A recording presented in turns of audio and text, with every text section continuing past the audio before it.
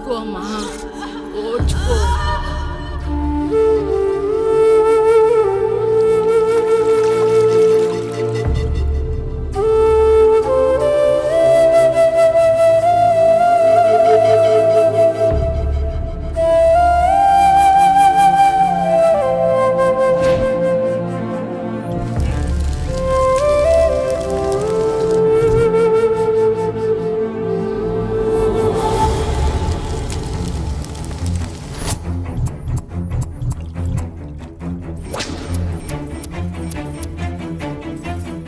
కొంచెం ఓర్చుకో, ఒక గంట ఆగితే ఆ దేవుడు కరుణిస్తాడు.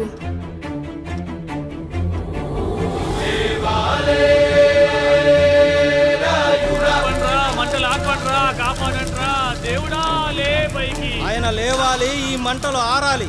నీ కంటిలోని ఒక్క బొట్టు ఈ మంటల మీద పడినా ఈ ఊరే కన్నీరు పెడుతుంది.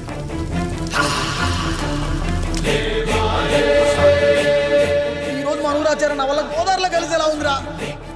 భగవంతుడా, ఒక్క 5 నిమిషాలు, ఒక్క 5 నిమిషాలు నా ఈ పిల్లడ పిలిచి తండ్రి. సన్నని చినుకులు వడగలుగా మారి పిడుగుల రూపంలో బయటకు వస్తున్నాయిరా. నాలోని బాధ అనిచేది ఇప్పుడు. ఇంకొక 5 నిమిషాలు అంతే, నీళ్ళు సిద్ధంగా ఉంచుకోండి. ఆగు, ఎవరు చెప్పారా డెలివరీకి టైం అయిందని? ఆ దేవుడు నిద్ర లేచే వరకు ఈ ఊరు ఒత్త కూడా పోసుకోదు. ఇంకా 5 నిమిషాలు లేట్ అయితే ఆవిడ పేరు ముందు లేట్ పడుతుంది. అది చచ్చినా ఆ బిడ్డ వచ్చినా ఆ దేవుడు మంచం దిగి నేల మీద పడ్డాకే నీ కత్తి దాని ఒంట్లో దిగాలి. శభాష్ రా సమ్రా. ఇంకా నా వల్ల కాదురా, నా వల్ల కాదు. ఒక్క చుక్క కింద పడ్డా నేను చంపేస్తానురా. గొంతులో ప్రాణం పైకి పోవాలి గాని గుంటలో నీళ్లు కిందకి రాకూడదు. దేవుడు లేస్తాడు, 5 నిమిషాల్లో లేస్తాడు. ఓర్చుకో.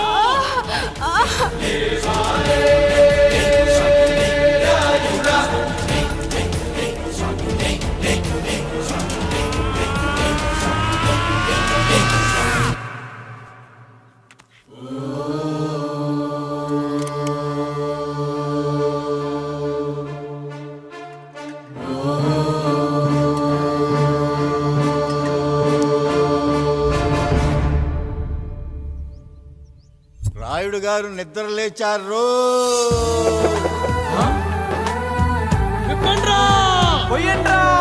నీవు శారదా ఎలాగెత్తండి.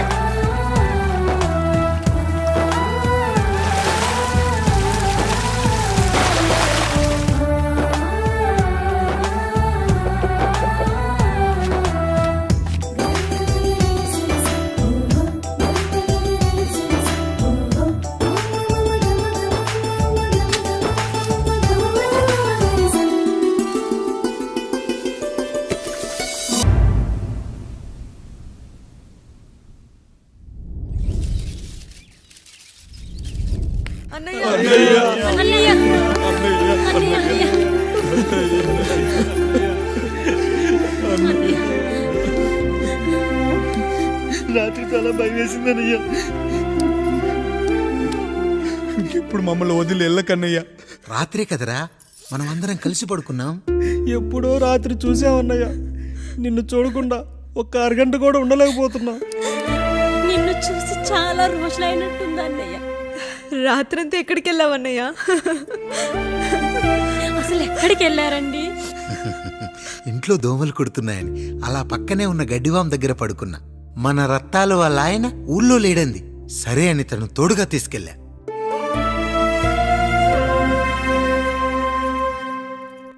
మీ సావుకటే మీ కుటుంబాన్ని నుంచి మిమ్మల్ని విడదీయాలయ్యా.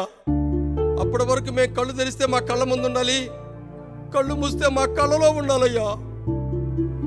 నమస్కారం రాయుడు గారు.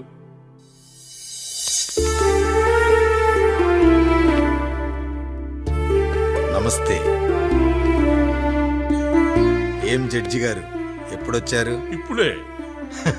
రాయుడు గారు, మీ కుటుంబం గురించి వినడమే గాని ఇప్పుడే చూస్తున్నాను. ఒక్కసారి మీ కుటుంబ సభ్యుల్ని నాకు పరిచయం చేయండి రాయుడు గారు. వాళ్ళు నా తమ్ముళ్ళు.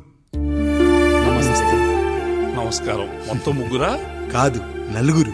వాడు వేరే షూట్లో ఉన్నాడు. వీళ్ళు నా చెల్లెళ్ళు. నమస్కారం తల్లి. వీళ్ళు నా భార్యలు, నమస్కారం అమ్మా. వీళ్ళు నా బంధువులు. నమస్కారం. నా జీవితంలో ఎంతో ముఖ్యమైన, ఆ, ఇష్టమైన, ప్రాణమైన ఆ. మరో మనిషిని మీకు పరిచయం చేయాలి. ఆవిడే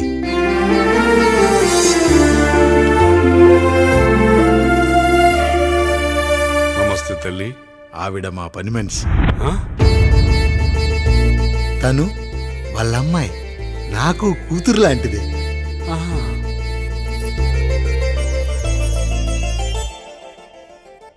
ఆ ఫోటోలోని వ్యక్తి ఎవరమ్మా? మీ ఆయన?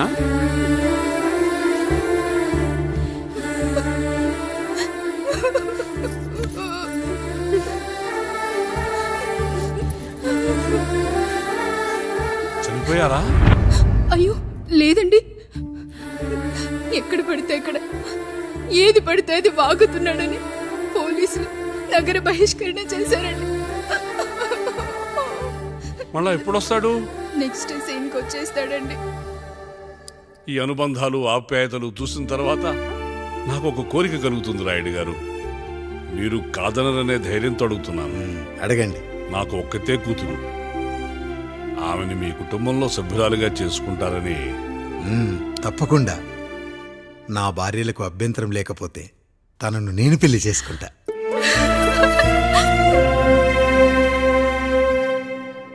అయ్యో, మీరు పొరపాటుగా అర్థం చేసుకున్నారు.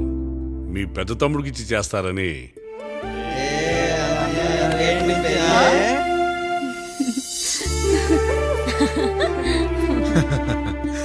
తప్పకుండా తప్పకుండా ఒక మంచి రోజు చూసుకొని మీ ఇంటికి అమ్మాయిని చూసుకోవడానికి వస్తాం. ధన్యుణ్ణి రాయుడు గారు, ధన్యుణ్ణి. రండి రండి రాయుడు గారు. మీలాంటి పెద్దలు మా ఇంటికి వచ్చి మా అమ్మాయిని మీ కోడలుగా చేసుకోవటం. ఇంకా రాయుడు గారు ఏంటి బావగారు? బావగారు అని పిలవండి. సంతోషం. రండమ్మా. త్వరగా అమ్మాయిని పిలిపించండి, మా వాడు అసలే ఆగలేకపోతున్నాడు. మా వాడు చిన్నప్పటి నుంచి అంతేనండి, కక్కొచ్చినా ఏమొచ్చినా ఆపుకోలేడు. త్వరగా మీ అమ్మాయిని పిలిపిస్తే ఆ కళ్యాణం ఏదో చేసేద్దాం. అమ్మా జయమాలిని, అమ్మాయిని చూసురా.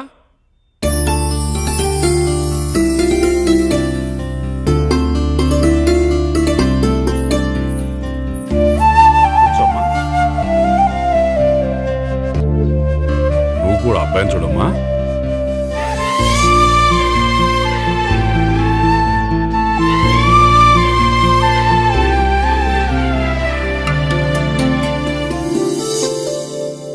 మా అమ్మాయి అని చెప్పుకోవడం కాదు కానీ అసలు ఈ కాలపిల్ల కాదు బావగారు.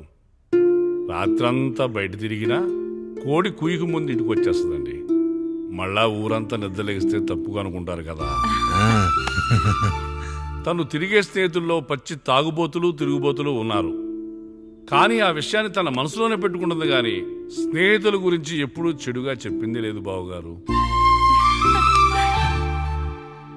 దీని చిన్నప్పుడే నా భార్య కారు డ్రైవర్తో కలిసి పక్క సందులోనే కూరగాయల మార్కెట్కి వెళ్ళి తప్పిపోయారు. అప్పటి నుంచి ఎంత వెతికించినా మా డ్రైవరు కనపడలేదు, నా భార్య దొరకలేదు.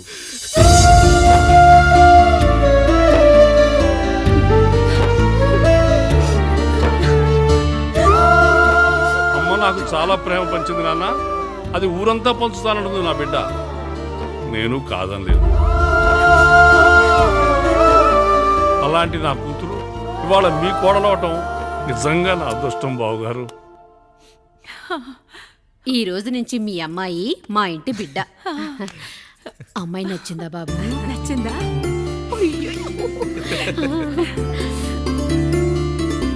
వాడికేం తెలుసు అన్నయ్య గారు, చిన్న పిల్లాడు. ఇప్పటికీ ఆకుని చెవులో పువ్వుని నోట్లో పెట్టుకొని తిరుగుతూ ఉంటాడు.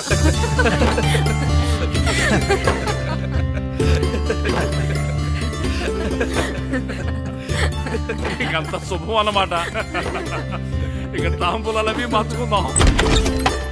ఒక నిమిషం ఆగి, నేను చెప్పేది ఒకసారి నా మాట నేను ఒక్క క్షణం కూడా ఉండను. ప్లీజ్. అమ్మా శారదా, పెద్దవాళ్ళు వచ్చారమ్మా, మనల్ని చూస్తున్నారు. అమ్మాయికి పెళ్లి చూపురమ్మా. ఈ టైంలో నువ్వు ఇలా అలర్ట్ చేస్తే దాని జీవితం నాశనం అవుతుంది తల్లి. లోపలికి వెళ్ళు, తర్వాత మాట్లాడదాం. ఇక్కడ మీ కోడలు కాపురం కాలిపోతుంటే మీరు ఆ మంటల్లో మీ కూతురు పెళ్లికి కాఫీలు పెట్టిస్తున్నారా? ఈ ఇంట్లో నేను ఇంకొక క్షణం కూడా ఉండను. ఒక్క నిమిషం తల్లి, అసలేం జరిగిందో నాకు చెప్పమ్మా. ఈయన మంచోడని 6 నెలల క్రితం నాకు పెళ్లి చేశారు. మొదట్లో బాగానే ఉన్నాడు, ఆ తర్వాత ఒక రోజు మందు కొట్టాడు. పోనీ తాగింది దిగాక మంచోడుగా ఉంటాడు అనుకుంటే ఈ మధ్య చెడు తిరుగుళ్ళు తిరుగుతున్నాడు. ఊరవతల చిన్నిళ్ళు కూడా పెట్టేశాడు. మీరే చెప్పండి రాయుడు గారు, ఈ ఇంట్లో నేను ఉండాలా, వెళ్ళిపోవాలా, ఈయన్ని వదిలేయాలా, అక్కర్లేదా? ఎస్, వదిలేయాలమ్మా. వదిలేయాల్సింది నీ భర్తను కాదు, అతనిలోని లోపాలు. ఆశ్చర్యపోతున్నావు కదూ? ఒక మగాడి బాధ సాటి మగాడిగా నేను చెప్తానమ్మా. ఆడదాని ప్రేమ వెలిగించిన అగరొత్తి లాంటిది. ఒకడు వెలిగించగానే కొన్ని గంటల్లో బూడిదైపోతుంది. కానీ మగాడి ప్రేమ దీపం లాంటిది. తను కాలుతూ కూడా నలుగురిని వెలిగించుకుంటాడు.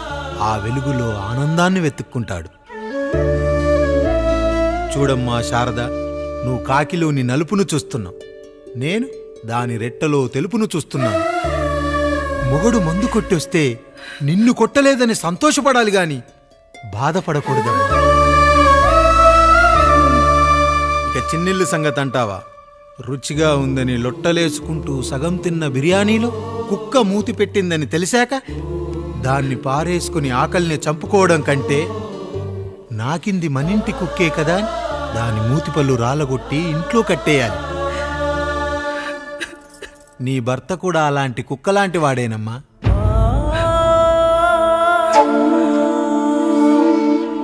ఆడదానికి వయసొచ్చాక 3 ముళ్ళేసుకొని 90 ఏళ్ల జీవితం గురించి కలలు కంటుంది.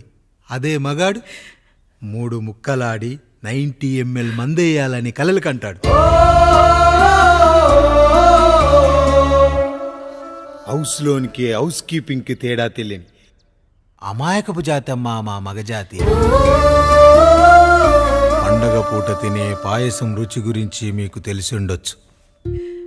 కానీ గర్లం కంటే చేదుగా ఉన్న బ్రాందీని కక్కలేక మింగలేక తాగే ఆ బాధ ఒక్క మగాళ్లకు మాత్రమే తెలుస్తుంది.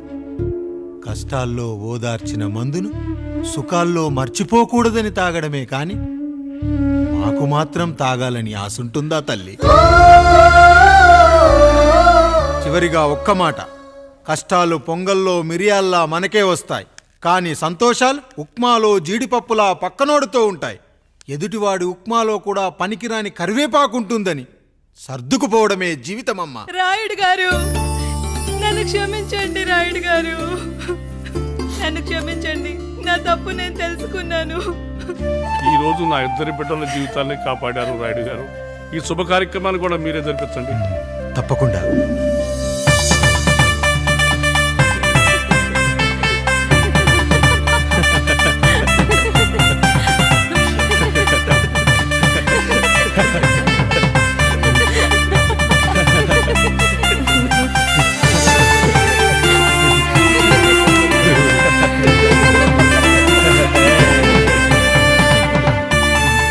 రాముడు, పండు, మీరు దీవించండి. మేము దీవించండి.